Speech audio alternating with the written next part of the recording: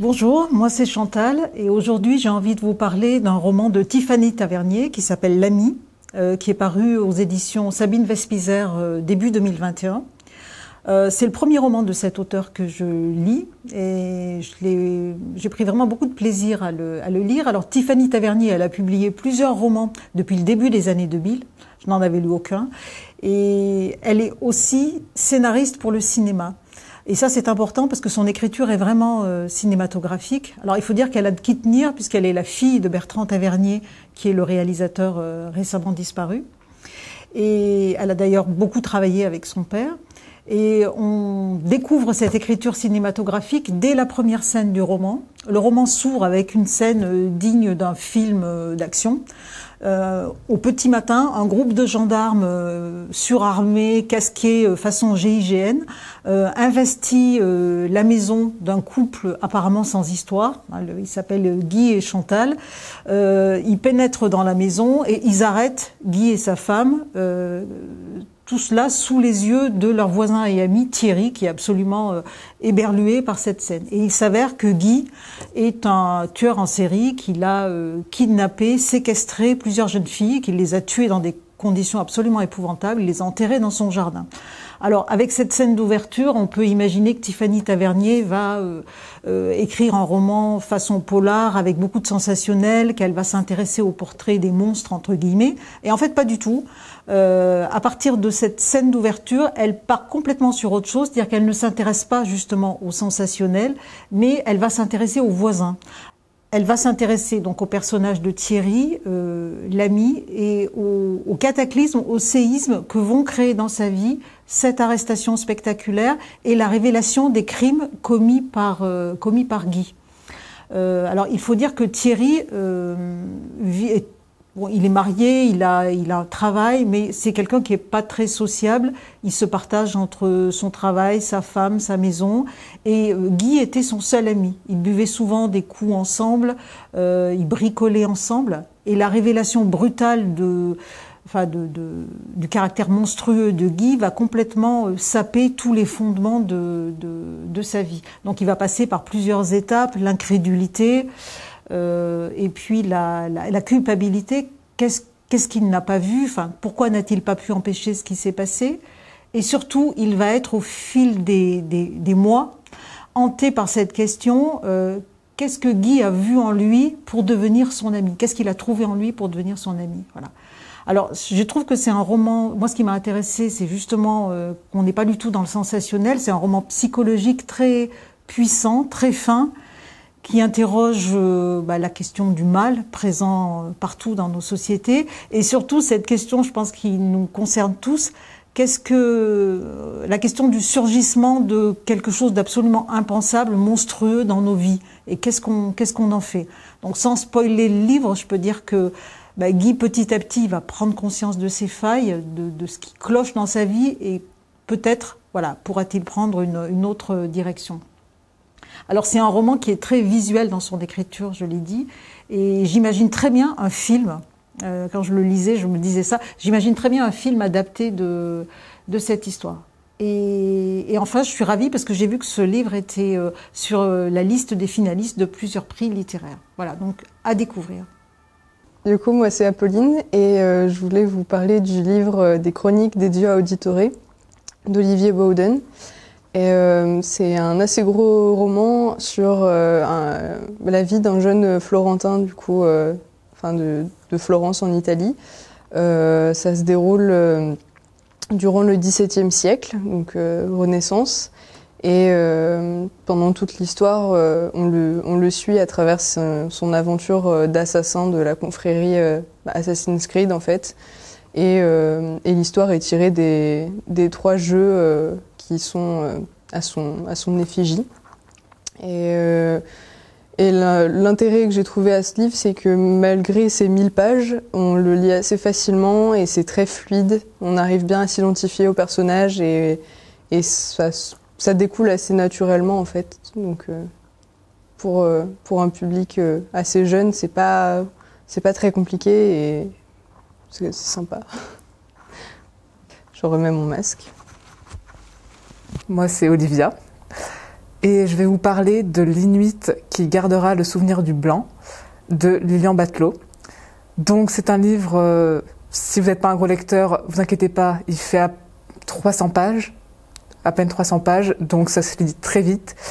Et surtout, c'est très addictif, car ça se passe dans un monde dystopique, en 2089, mais on ne voit pas trop l'aspect dystopique de la chose, car c'est plus une chasse à l'homme qui va se produire, ça vous le savez dès les premières pages. Et donc, vu que l'action se passe très rapidement, vous pouvez juste plus lâcher le bouquin, et avec 300 pages, c'est lu très, très rapidement. Et surtout, ça permet d'explorer certains aspects de notre société vers lesquels on tend, un peu comme dans Black Mirror, mais d'une autre manière, avec tout l'aspect les sociétés dites primitives, les sociétés dites évoluées, etc. Et c'est vraiment ultra addictif et intéressant. Je suis Sarah. Alors moi, je vais vous présenter un roman qui s'appelle La Discrétion de Faiza Guène, qui est sorti aux éditions Plomb en août 2020. Donc La Discrétion, c'est l'histoire de Yamina, qui est née en Algérie en 1949, dont l'enfance a brutalement été stoppée par la guerre d'indépendance, qui a dû fuir sa maison, son village, et donc connaître un premier exil. Ensuite, dans les années 70, elle a dû suivre son mari en France, à Aubervilliers plus précisément, et connaître un second exil. Donc à Aubervilliers, ils ont élevé leurs 4 enfants, et ce roman raconte tout ce parcours de Yamina. Donc la force de ce livre, c'est vraiment de raconter la discrétion de ce personnage. C'est la façon dont elle ignore toutes les remarques qu'elle peut avoir, toute la condescendance, le mépris qu'elle subit parce qu'elle est femme immigrée et qu'elle parle peu français. On suit également ses 4 enfants et la façon dont ils souffrent de voir leur mère humiliée de cette façon. Donc certains sont en colère, d'autres laissent passer, mais on sent quand même une certaine rancune. Parce que comme dit le résumé, la colère, même réprimée, se transmet l'air de rien. Vraiment, c'est un roman qui est juste, qui est très émouvant, qui rend hommage à ses mères, qui rend hommage et qui raconte aussi à ce que vivent ces familles d'immigrés, à ces enfants d'immigrés, qui ont du mal à trouver leur place, dont on fait comprendre tout le temps qu'ils sont étrangers, mais ils sont également étrangers, pour le coup, là, en Algérie. C'est une écriture qui est directe, qui est simple. Vraiment, c'est un roman qui se lit très facilement et qui apporte un éclairage sur la société d'aujourd'hui. Je me présente, je m'appelle Aude.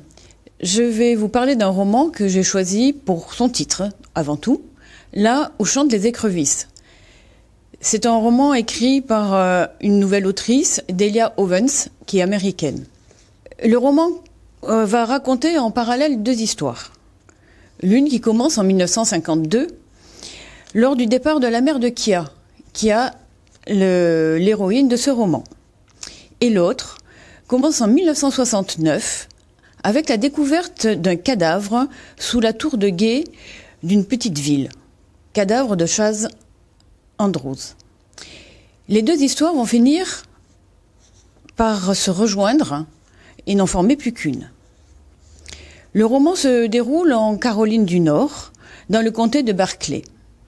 Kia, l'héroïne de ce roman, est abandonnée dès l'âge de 6 ans. D'abord par sa mère, Ma, qu'elle espère toujours voir revenir. Puis par Jody, son plus jeune frère. Ses autres frères et sœurs ayant déjà quitté la maison. Tous ont fui un père violent et alcoolique. Elle va devoir apprendre à survivre auprès de lui, dans une maison précaire, perdue au milieu des marais. Son père finit lui aussi par disparaître. Kia, plus que jamais, se sent seule, rejetée, abandonnée. Ne lui reste plus que le marais. Il sera sa seule famille et son refuge. C'est la curiosité et la débrouillardise, la richesse de la nature qui vont l'aider à s'en sortir. Elle apprend vite à cuisiner, à pêcher et ensuite échanger moules et poissons contre vêtements et un peu de carburant pour sa barque. Et puis, il y a Tête, un jeune garçon sensible, grâce auquel, avec patience, il va l'approcher, lui apprendre à lire, lui redonner le goût de l'autre, l'aider à sortir de sa solitude. Mais à son tour, il la délaisse pour suivre des études. En parallèle à cette histoire, toujours dans le Marais, celle de 2 enfants qui un beau matin découvrent le corps sans vie de Charles Andrews. Jeune homme très prometteur, fierté de ses parents, beau gosse. Ils alertent aussitôt le shérif qui va vite comprendre qu'il ne s'agit pas d'un accident. Ainsi débute l'enquête. Ces 2 histoires vont se dérouler en alternance pour finir par s'imbriquer et ne former qu'un récit, au dénouement autant remarquable que surprenant. Ce roman est à la fois un magnifique hymne à la nature. On n'a qu'une envie, c'est connaître ce coin de paradis sauvage, le refuge de Kia que l'on revoit parlant aux oiseaux, les nourrissant, collectionnant plumes et coquillages, les peignant, observant les herbes. Bref, un fort sentiment d'empathie avec la fille des marais. C'est aussi le récit d'une vie simple, remplie de solitude et d'une survie admirable de courage. Un fascinant destin de femme. Un marais ressenti comme un personnage à part entière. Là où chantent les écrevisses, c'est un récit plein de poésie, de sensualité, de délicatesse et de pudeur, à l'écriture fluide et qui se lit dans un souffle. C'est aussi un roman qui aborde la cruauté des hommes, leurs préjugés, le racisme envers l'homme de couleur, envers l'autre, qui vit et qui est différent. Ce premier roman de Delia Owens, qui a déjà rencontré un grand succès, est pressenti pour une adaptation cinématographique. Alors, je vais vous parler du dernier livre de Jean Hatzfeld qui s'appelle « Là où tout se tait », qui est paru aux éditions Gallimard début 2021. Alors, Jean Hatzfeld est journaliste, il est écrivain également. En fait, il était journaliste et il est devenu progressivement écrivain. Et il poursuit depuis une vingtaine d'années un travail d'enquête qui mêle donc littérature et journalisme autour du génocide Tutsi au Rwanda, génocide qui a été perpétré en 1994. 800 000 Tutsis ont été tués en 3 mois. Et donc depuis 20 ans, Jean Hatzfeld parcourt le Rwanda pour tenter de saisir l'abominable en fait, ce qui s'est passé là-bas. Donc Là où tout se tait est le 6e livre qu'il consacre au Rwanda. Il y a eu notamment Dans le nu de la vie, Récit des marais Rwanda et Une saison de machette, qui sont ses livres les plus connus. Et avec Là où tout se tait, il revient sur les collines de Nyamata, cette ville près de Kigali qui était l'épicentre du génocide. Et cette fois-ci, il part à la rencontre de Hutus, de justes, entre guillemets, c'est-à-dire de Hutus qui ont sauvé un ou plusieurs Tutsis. Alors ils ne sont pas très nombreux, mais ce qui est intéressant, c'est que ces hommes et ces femmes ont été souvent oubliés. Beaucoup sont morts parce qu'ils ont été tués par d'autres Hutus. On a parfois totalement perdu leurs traces. Et ceux qui ont survécu, aujourd'hui, ils vivent souvent totalement isolés. Ils sont méfiants et ils vivent entourés de personnes qui sont méfiantes. C'est-à-dire que les Hutus qui, eux, ont commis des massacres, se méfient d'eux et les rejettent parce que ça les renvoie sans cesse à ce qu'ils ont commis. Et les Tutsis, dans leur grande majorité, refusent d'admettre que certains Hutus ont sauvé des Tutsis. Voilà. Alors c'est un livre qui rassemble donc des témoignages très littéraire, reconstruit par Jean Hatzfeld, donc de survivants Hutus ou de personnes Hutus ou Tutsis qui ont connu des justes, entre guillemets. Voilà. Alors la langue est, pour ceux qui connaissent les livres de Jean Hatzfeld, on retrouve cette langue métaphorique absolument magnifique. Donc moi je dirais qu'il ne faut pas avoir peur du sujet. C'est vrai que c'est un sujet terrible, mais en même temps c'est magnifiquement écrit et c'est un livre aussi plein de lumière parce que justement il rend hommage à des personnes le plus souvent aujourd'hui oubliées et qui ont résisté à cette folie génocidaire qui a traversé le Rwanda pendant 3 mois en 1994.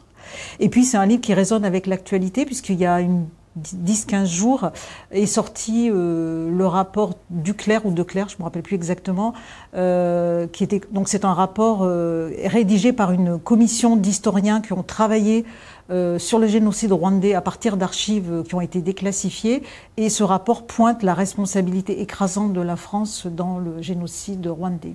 Voilà, donc n'ayez pas peur du sujet, lisez Jean Hatzfeld, voilà, c'est très beau.